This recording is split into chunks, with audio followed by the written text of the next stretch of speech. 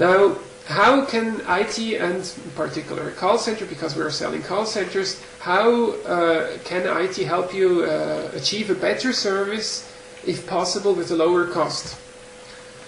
Well, first of all, it allows you to have a customer-centric view. All the customer interactions will be centralized, will be consolidated in one database, so you will be able to view how and which customer interacted how with your company.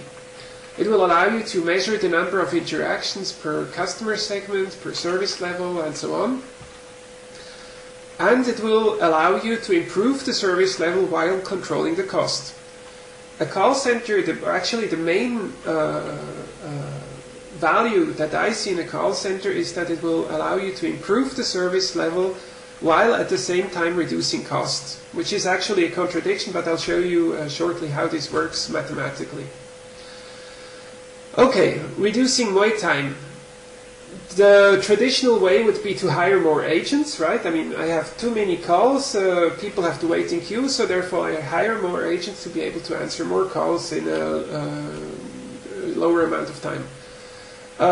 Obviously, I will have more cost because I hired more agents, and because I have more agents that still answer the same volume of calls, I will have less productivity of the agents. So the agents will basically be spending more of their time just waiting for phone calls. And that's not a nice thing to do. Obviously, you don't want to only increase your cost. Now, how can you improve service while maintaining or reducing your cost? Let's have a look at a typical traffic scenario. You have a road, 3 roads, and you see in this scenario that the road is blocked because somebody had an accident, or somebody's rolling very slowly on the road, and so on. So the traffic gets jammed. So what you would typically do, instead of having 1 road or 1 lane, or 3 roads with 1 lane, is you start introducing a big road with 4 lanes. Now, the advantage of having 4 lanes is not only that you have 4 times the capacity, but that if 1 lane is blocked, the other 3 lanes allow the quicker cars to pass through. And actually the advantage that you will see from here is that you not only have 4 lanes, but you have a pooling of 4 lanes, which will allow the traffic to flow very smoothly. And this effect that you see on highways or on counters for post offices and other scenarios, this statistical effect can be expressed by a formula which is called Erlang C, which says that the waiting time is proportional to the talk time divided by the number of agents. Now, and this formula holds true for constant talk time per agent. So assume that you have at the bottom left 2 agents, and the waiting time would be 50 seconds. Now the agents continue to talk, say, 50 seconds per minute. If you have 8 agents, each talking 50 seconds per minute, so the agents talk the same amount of time per agent, the waiting time will go down to 10 seconds.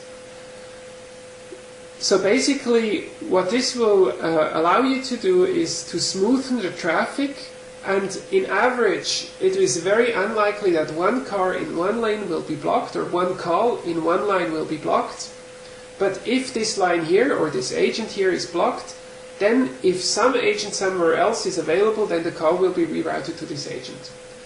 And you can do statistical calculations, as I mentioned, with Erlang C to prove that actually the waiting time with the same volume per agent will go down. So by pooling agents together into 1 single pool, you will increase your service level. This can also be shown in the following diagram. Let's assume that you have 4 branches on the left-hand side with each 8 agents. And each small call center or each branch is answering 100 calls per hour. Now, to answer this in a decent amount of time, you will require 40 agents. If you are able to pull all these calls together in 1 virtual queue, you still have 500 calls per hour, but you only need 31 agents and can guarantee the same service level. So here I'm not trying to reduce the service level, but I'm trying to reduce the cost or the number of staff required to attain this service level. So you can play around with service level, number of agents, and speed of answer.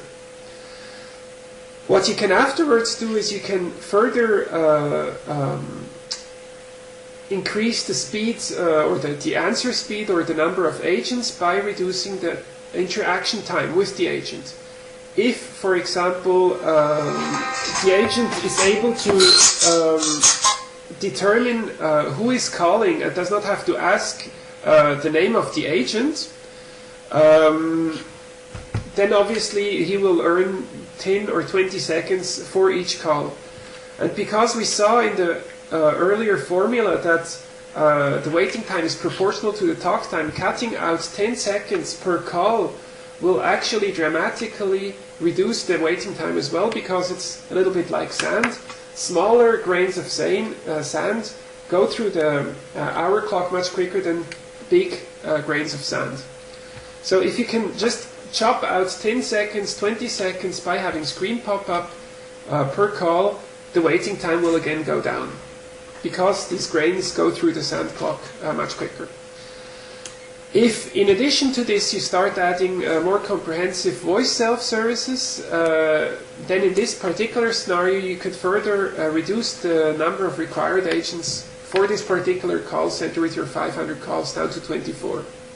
So in this scenario you see a gradual migration from 40 to 24 agents, or assuming you don't have a call center, a big cost savings potential, or improving your service level.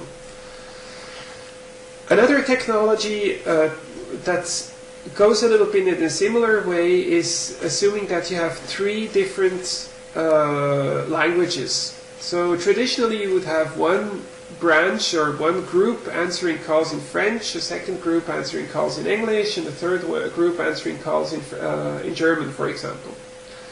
And for this you would need 24 agents. Now, certain agents might speak English and French, and other agents might speak German and English and French.